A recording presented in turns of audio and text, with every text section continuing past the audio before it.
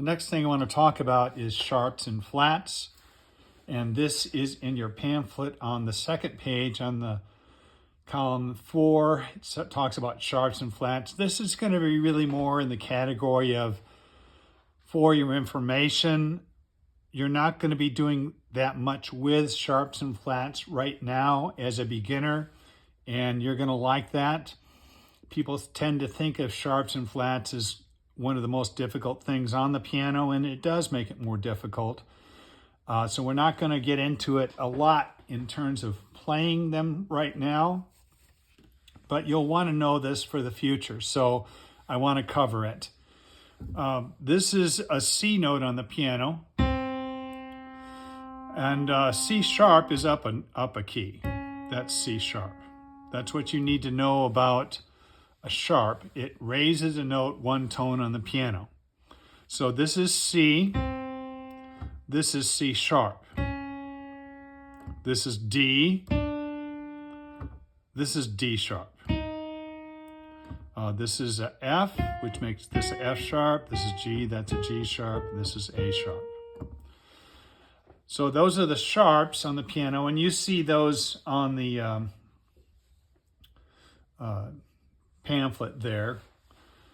So a sharp raises a note or tone. A flat does the opposite. It lowers a note or tone. So on the piano, this is a B, and this is B flat. This is A, this is A flat, this is G, this is G flat, and so on.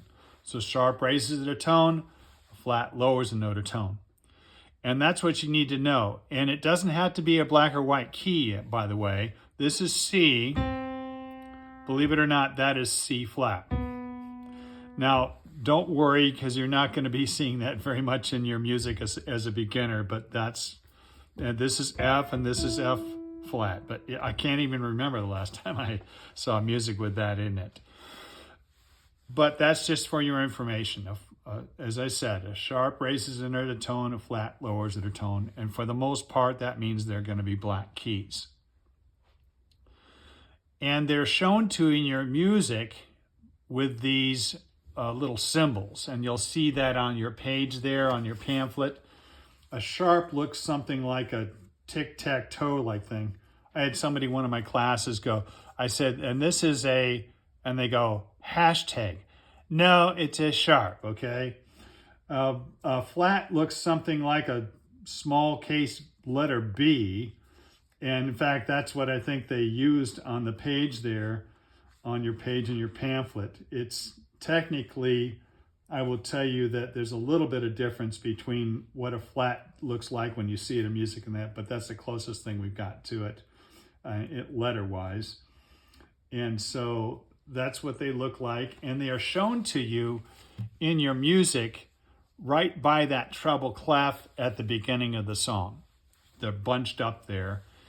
And the thing about it is they don't put the sharps and flats in front of the notes to help you remember that. They just slap it up on the side by the treble clef, which makes it more difficult, but that's what you're dealing with. The nice thing, though, is that you only have to worry about those sharps and flats when you are playing melodies in your right hand.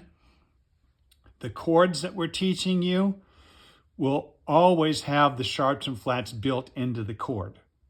So when you learn, for instance, a D chord, it's got a black key in it, and you'll know and when you learn the chord, that will be a part of what you've learned, and you've physically learned it, and it makes it much easier. So the sharps and flats are always built into the chords that you learn. So that's sharps and flats.